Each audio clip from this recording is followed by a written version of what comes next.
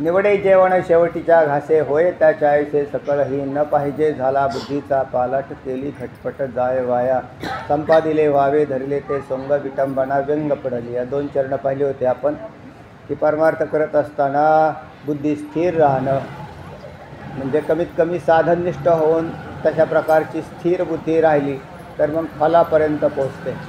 कोणतेही साधन फळापर्यंत घेऊन जाण्यासाठी जास्त खटपट करावं लागतं आणि एक किती खटपट करावं लागतं तर त्याला काही माप नाही. इथं तर जन्माला जन्म खटपट करावी लागतं. नद्याम कीटा यावर्ता दावर्ता माशु नांतर माशुते व्रजंतो जन्मनो जन्म लभंते नैव निर्वृत्तीम. पंचदशीकार म्हणतात की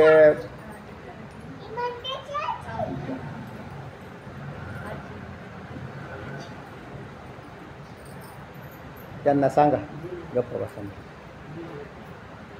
त्या जन्माच्या जन्म याच्यामध्ये जातात परमार्थामध्ये पण त्याच्यानंतर कधी फल हाताला लागतं आणि मग आता त्याच्यातही परमार्थ करत असताना जे आपण साधन हातात घेतलेलं आहे कोणतंही एक घ्या पण इतक्या निष्ठेने करा.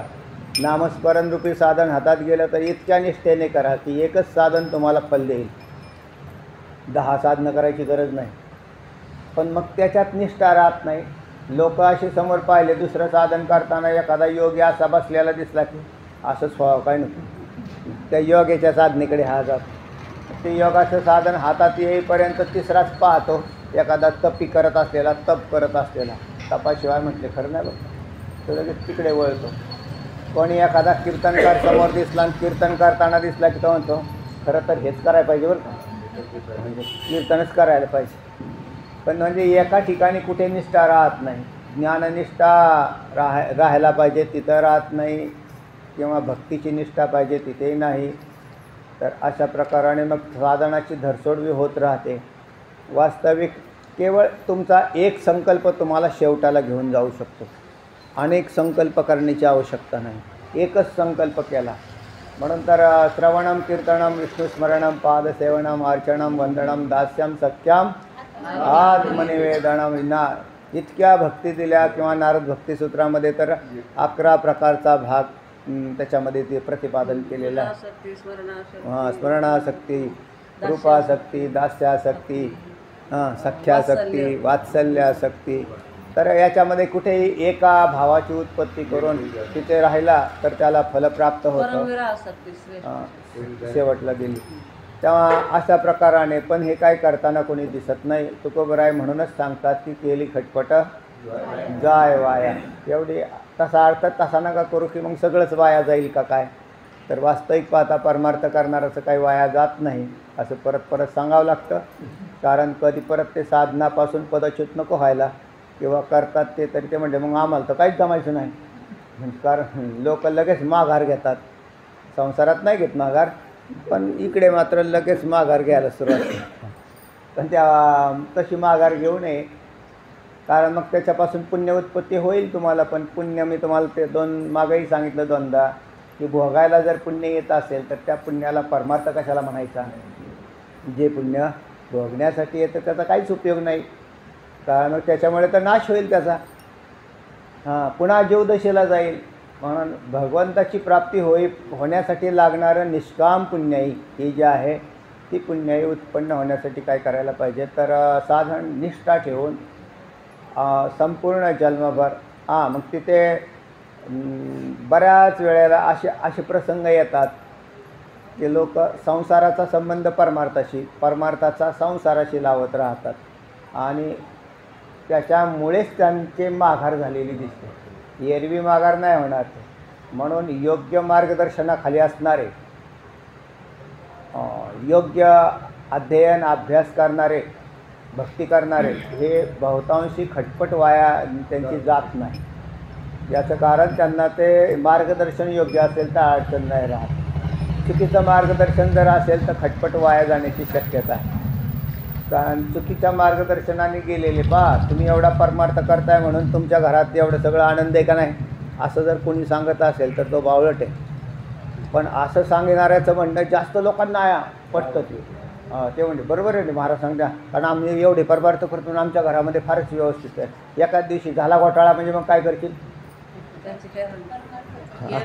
आणि मग घोटाळा झाला म्हणजे असं आहे, आणि त्याचं कर्म कधी उभं राहील सांगता येत नाही. म्हणून चुकीची संगती डोक्यात बसणारी माणसं आहेत हे परमार्थातून पदच्युत होतात. म्हणजे चुकीच्या संगतीत गेले, चुकीचं ऐकलं म्हणून अंगलट आलं त्यावेळेला त्यातनं बाहेर निघून गेले, अशी अवस्था आहे. तेव्हा असं नाही व्हावं. मग संपादिले व्हावे धरिले ते सोंग, विटंबना व्यंग पडली तुकोबराय दृष्टांत सांगतात. एखाद्या आता नाही राहिला, पण पूर्वीच्या काळामध्ये महिला पात्र करत नव्हत्या, म्हणजे नाटकात नव्हत्या, बाकी कुठे म्हणजे कुठे पुरुषानेच पात्र करायचं. स्त्रीचं पात्र कोणी करायचं? पुरुषाने करायचं. मग तो नटून थटून सगळा आला, म्हणजे सगळा असा जर आला तर तेव्हा, आणि त्याच्यात काय घोटाळा तयार झाला. म्हणजे डोक्यावरची केस असंच ते पडलं आणि खालची कुरळी केस त्याची दिसायला लागली. कारण महिलांचे केस असं काय लांब लांब केस, मग तो असा लावून आला, पण त्याची केस असं काय मागं कुठं वळाला, त्यावेळेला कोणाकडून तरी असा वडला गेला. वडला गेल्याबरोबर डोकं झालं. आता काय झालं? सोंग आहे ते बळाला, लोक आहेत ते हसायला लागले. भांडं उघडं झालं त्याचं. तर याला म्हणतात विटंबना. म्हणजे मध्ये सोंग घेतलं. काय हो तुम्ही तर सोडून गेले होते वाटतं? हो. कुठं गेले होते सोडून? म्हटलं संन्याशी व्हायला गेले होते. संन्याशी व्हायला गेले 4-2-6 महिने आलेच नाही. एकदा मध्ये आले होते तर भगवी कपडे घालून आले, आणि आता तर सरळ पॅन्ट शर्टच घालतात. म्हणजे ते म्हणले आता काय झालं हो? तर ते म्हणले का माग असं असं होतं. अशी बऱ्याच लोकांची झालेली उदाहरणं आहेत बा. ज्यांना काय होतं, अल्पवैराग्य उत्पन्न झालं की माणसं असं त्या अल्पवैराग्याने प्रेरित होऊन पुढे जातात, आणि ते एकदा वैराग्याची घसरण झाली की पुन्हा कधी संसारात आले कळतसुद्धा नाही, पुन्हा जागची जाग्यावरच आहे. अशी परमार्थामध्ये परिस्थिती आहेच आहे. निर्माण झालेलं विवेक वैराग्य टिकल याची गॅरंटी नसते, पण सत्संगतीत राहिला तर विवेक वैराग्य टिकतो. हे तुम्ही जर समजा आपण, म्हणजे तुमचं काय माझं सांगतो, मी जर तुमच्या संगतीत नसतो ना तर माझं विवेक वैराग्य काय झालं असता? 100%. कारण तुम्ही आहेत म्हणून मी अभ्यास करतो, नाही तर मी कशाचा अभ्यास करतो? त्याच्यामुळे मग म्हणजे अशी ही काय झाली? संगती झाली. त्या संगतीमध्ये हे टिकून राहतं. नाहीतर आणि समजा नसतंच हे केलं, काहीच नाही, आणि कीर्तन प्रवचन तरी बहिर्मुख वृत्ती होऊन जाते. कीर्तन प्रवचन म्हणजे काय फार चांगली वृत्ती असं काही नाही, बहिर्मुख वृत्तीमध्ये येते. त्याच्यात गेल्या आम्हाला तिकडे गेल्यावरती दुसरंच सुचतं काय नाही. कीर्तनाला उभं राहिलं कीर्तन नाही सुचत, त्याचं कारण, आणि पाठातलं तर नाहीच नाही. कीर्तनाला उभं राहिल्यावर पाठाचा विषय डोक्यात बी येत नाही. याचं कारण काय? समोरच्या लोकांची संगती ते पाहतो, चेहरे पाहिले बस सगळं बहिर्मुखच होऊन जातो. कारण हे त्यांना पाहिलं असं वाटतं ह्यांना काय सांगावं, ह्यांना काही एक तर कळत नाही, आणि आतलं सांगावं तर कळत नाही, आणि बाहेरचं सांगावं तर इंदोरीकरच्यासारख्या आपल्याला गोष्टी हाणता येत नाही. दोन्ही बाजूने अडचणीत राहतात.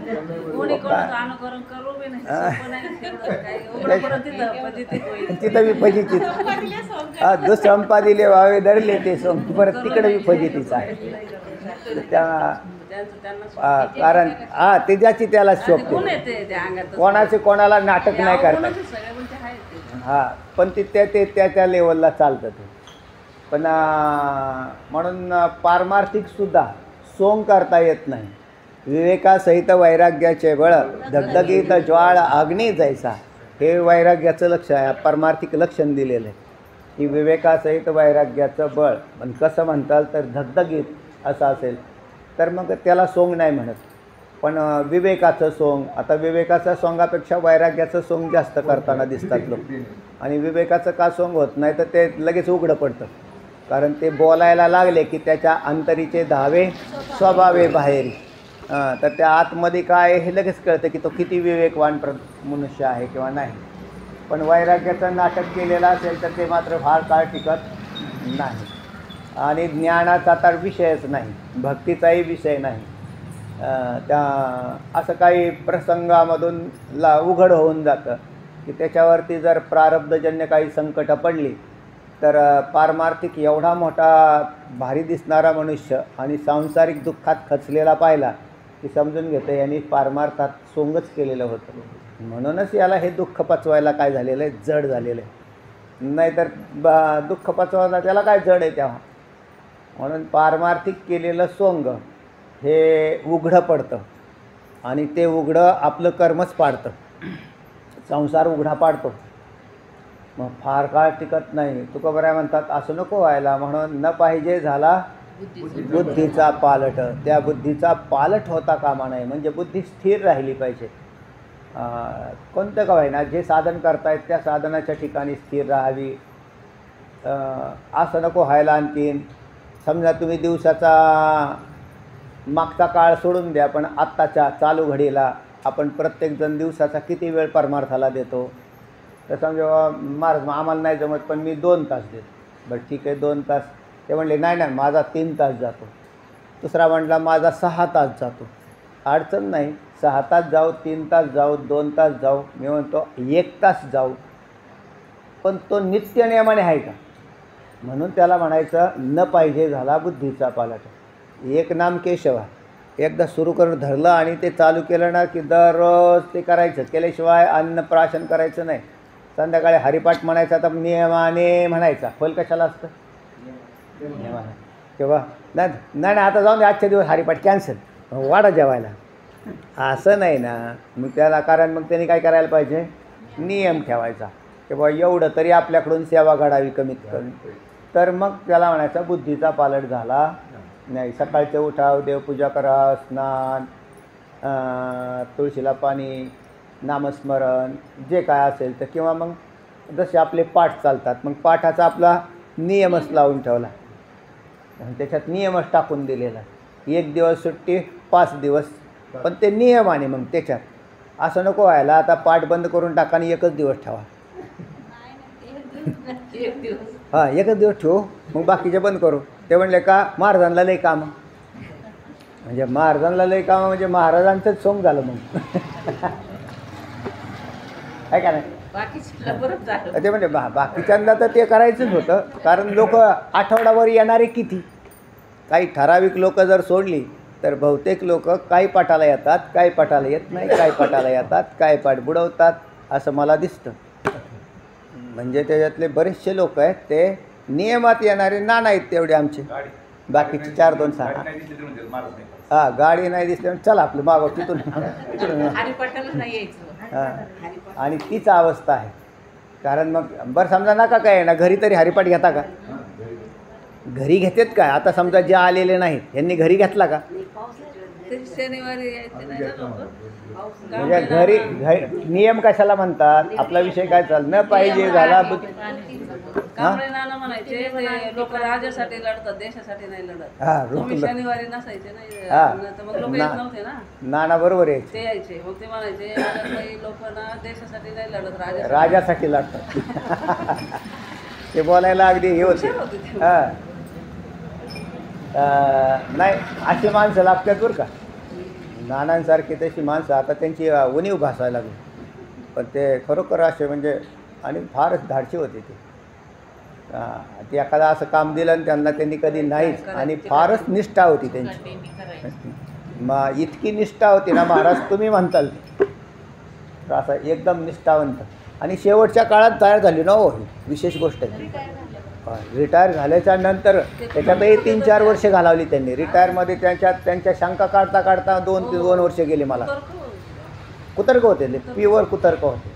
तर 2-3 वर्ष ते त्याच्यामध्ये त्यांच्या शंका काढता काढता गेले. काय बरं आता कुतर्क तयार झाल्यावर त्याचं उत्तर देणं गरजेचं आहे. पण त्याचे ते निरसन होत गेले. जसे निरसन होत गेले तसे ते सुधरत गेले. आणि मग इतके सुधरत गेले की निष्ठावानच बनले. मग त्यांना कोणी जर उलटा प्रश्न केला तर ते बरोबर सरळ उत्तर द्यायचे त्याचे. म्हणजे एखाद्या माणसाला इथपर्यंत येणं म्हणजे साधारण नाही. आणि मोठा प्रवास केला मग त्यांनी. नाही तर त्याच्या अगोदर कारण त्यांचा माझा संबंध बऱ्याच वर्षांचा आहे पूर्वीचा. तर त्या काळामध्ये त्यांचा म्हणजे हे पारमार्थिक असं लक्षण दिसत नव्हतं. पण नंतर फारच सुंदर झालं ते. तर तेव्हा असं पण मग केली खटपट जाय वाया नाही. त्यांची तर नक्कीच पण एक वाया नाही गेली. कारण आपली खटपट वाया गेली का नाही गेली हे मरण्याच्या काळातच ठरणार आहे. तोपर्यंत आपली परीक्षा कोण घेणार आहे? तर आपल्याला म्हणजेच आपण हे पुण्य संपादन करून एक निश्चय करून पारमार्थिक निश्चय करून आणि ज्या वेळेला कधी मृत्यू येईल त्यावेळेला तो आढळ स्वरूपात राहील त्याच्या बुद्धीप्रमाणे, पारमार्थिक बुद्धीप्रमाणे. तर हे म्हणायचं संपादिले व्हावे धरले ते सोंग. आणि वास्तविक याला सोंगच म्हणतात, कारण परमार्थ हाही एक सोंगच आहे. म्हणजे याला संवादी भ्रम असं म्हटलेलं आहे आणि संसाराला विसंवादी भ्रम म्हणतात. तेव्हा संवादी भ्रम ज्या भ्रमाला फळ असतं त्याला संवादी भ्रम म्हणतात. ज्या भ्रमाला फळ नसतं त्याला विसंवादी भ्रम म्हणतात. संसार कितीही केला तरी पदरात काही पडत नाही, याला विसंवादी भ्रम म्हणतात. म्हणजे काही मिळत नाही, म्हणजे पोरं लेकरं झाली, संपत्ती गोळा केली, याला फल नाही म्हटलेलं. हे काही फल नाही. घरं बांधली, प्रॉपर्टी घेतली, हे फल नाही. तर हे फक्त शरीराची व्यवस्था केलेली. पण शरीरापासून ज्याची प्राप्ती होते त्याला फल म्हणतात. शरीरापासून प्राप्ती कोणाची झाली? देवाची प्राप्ती झाली. म्हणजे मानवी शरीरापासून भगवंताची प्राप्ती होते, हे काय फल आहे. संसारातले वस्तू गोळा करणे याला फल नाही म्हटलेलं. आणि त्या संसारातल्या वस्तू गोळा करण्यातच आयुष्य जातात माणसाचे. तरी त्याला मरायपर्यंत काय कळत नाही, म्हणजे मरस तर काय कळत नाही.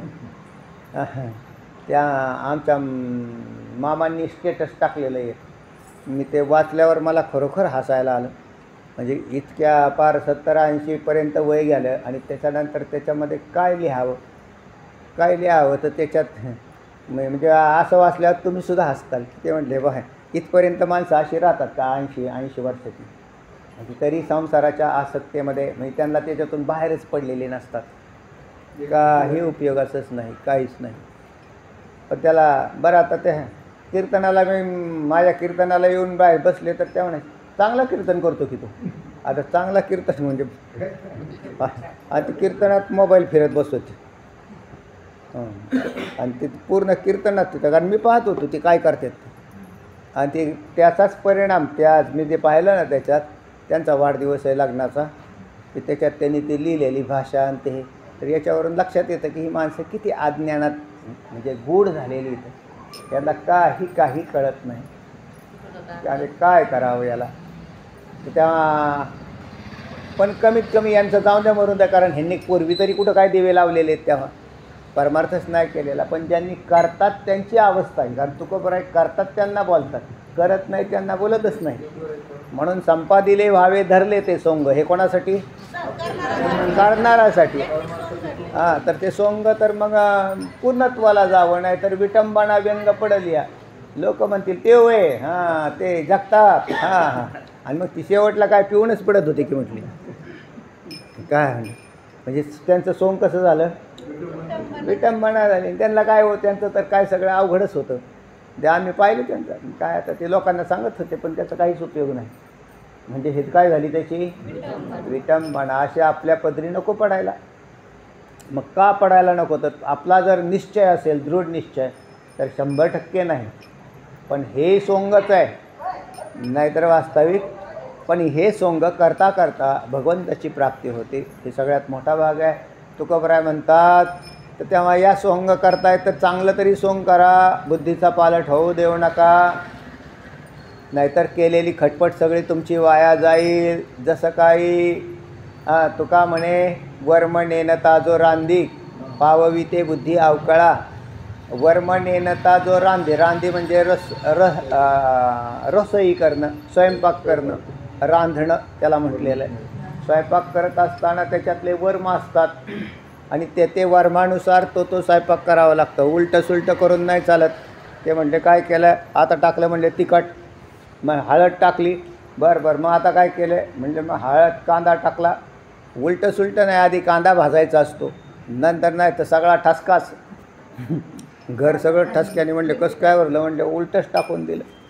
म्हणजे आधी कांदा भाजायचा असतो, मग त्याच्यामध्ये म्हणजे वरची मिरची, हळद, जिरे मोहरी नंतर टाकली है ना, लसूण त्याच्यामध्ये टाकला पण ती नंतर, कारण कोणत्या पदार्थाला भाजायला जास्त वेळ लागतो त्याला आधी टाकावं लागेल तुम्हाला, नंतर नाही तर ज्याचा ठसका लवकर होतो तोच आधी टाकून दिला, असलं नाही होणार, चालणार नाही. म्हणजे त्याच्या पद्धतीत स्वयंपाकामधले अण्णाने मी सांगायचे पुरणपोळीचा दृष्टांत. जसा पुरण कसं तयार करावं हे सुगरणीलाच माहिती आहे. त्याच्यात जर गूळ कसा टाकावा, किती प्रमाणात टाकावा, गुळाचं आणि डाळीचं प्रमाण किती पाहिजे, शिजताना कसं पाहिजे, नंतर त्याचं पुरण तयार केल्यानंतर हे पुरण जसं पुरणात कणिक भरायची का कणकीत पुरण भरायचं, तर आमच्या तिकडे पुरणात कणिक भरतात बुवा, आहे ना, होईल का पोळी नाही व्हायची. तर तेव्हा असं नाही, तर त्याच्यामध्ये काय आहेत, वर्म नेनता जो रांदी, तसंच परमार्थ करताना सुद्धा त्याच्यामध्ये वर्मच आहे. काय धरायचं, काय सोडून द्यायचं, कोणाची संगती करायची, कोणाची संगती करायची नाही, त्याला कसं टाळायचं, तर हे सगळं वर्मच आहे जास्त त्यात. म्हणजे काही न करता आपला आपला प्रवास आपला चालू राहायला पाहिजे.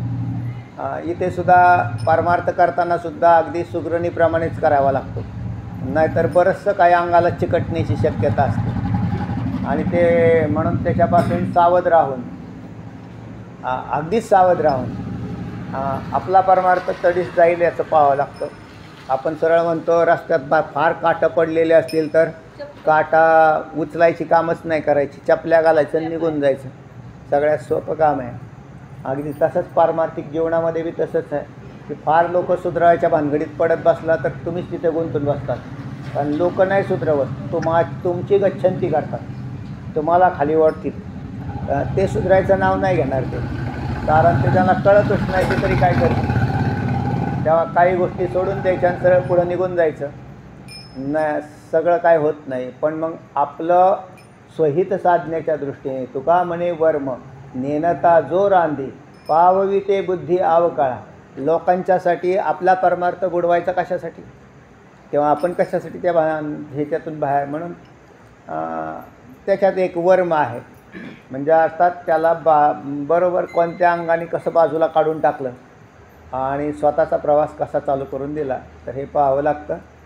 नाहीतर सर्वांच्यामध्ये परमार्थाची सुरुवात सहचारामध्ये होते, म्हणजे सगळ्यांच्या मिळून मिसळून अशी सुरुवात होताना होते, पण शेवट हा एकट्याचा असतो.